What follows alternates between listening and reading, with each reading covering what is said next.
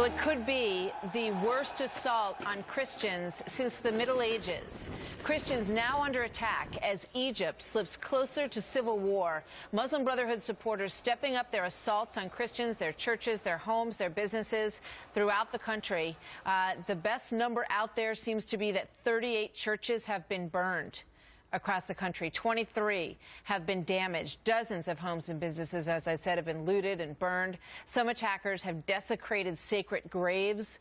I'm joined now by Walid Phares, Fox News Middle East and terrorism analyst, and Rich Lowry, the editor at the National Review and a Fox News contributor. Gentlemen, welcome to both of you. You know, we talk so much about what's going on in Egypt, but when you read deeper into these stories of the priests and the nuns at these churches who are living in absolute terror, who felt that under the prior regime they had some kind of protection, in these churches where they have been holding masses for hundreds and hundreds of years, which now for the very first time in their history have no masses anymore. There's a very large implication to what's happening here, Rich, is there not? Yeah, it's heartbreaking and extremely disturbing. A lot of the church burnings started on August 14th, the day the military cracked down on the Muslim Brotherhood encampments, but the violence has rolled on in the days subsequent to that. And one historian I talked to for a column I wrote about this says it reminds him of what happened in Egypt in 1321, when there was a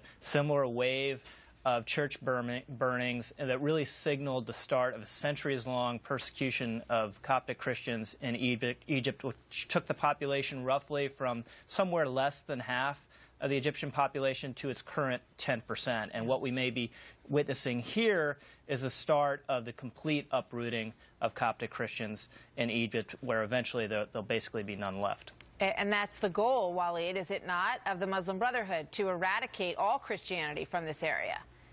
Well, the jihadists have said it very clearly. Their allies, the Salafists, who are the allies of the Brotherhood, and many elements of the Brotherhood have been seen on YouTube making those threats. The problem is the sheer size of the drama, and it has to do with the size of the Copts. Yes, they are a minority in Egypt, but they are 12 million. There are more Copts living in Cairo than Palestinians living in Gaza. So the attacks against the churches by the elements of the Brotherhood and the jihadists, they have reached 61 total with churches and centers. But more important, when you deter and terrorize the Copts from going to their centers, what they're going to be thinking about is leaving the country. So it's an indirect form of an ethnic cleansing against the Christian community of Egypt. Yeah, you know, Rich, there's a perception in some of what you read that, well, this is a civil war, you know, and the Christians have come down on the side of the military and the Muslim Brotherhood is on the other side. So this isn't really religious in nature. This is just that they sided with the wrong folks.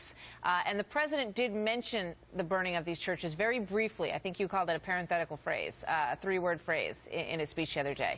Your thoughts on that? Yeah, well, the Coptic Christians had sided with the latest revolution against Muslim Brotherhood rule, but they weren't the decisive force. You know, again, they're about 10% of the country, and it was a broad-based movement. But the Muslim Brotherhood's propaganda, it's very similar to anti-Semitic propaganda. It portrays the Christians as this foreign, secret hand within the country that's controlling everything, and it kind of whips up this hysteria. But what's been very disturbing about this, Martha, it's not just Muslim Brotherhood gangs going from church to church. It is local neighbors embedded in the communities who are lashing out like this, and how you repair that kind of hatred after an event like this is a very fraught question. Great piece on this. We got to go. We've got breaking news. We will continue this discussion. Thank you so much to you both.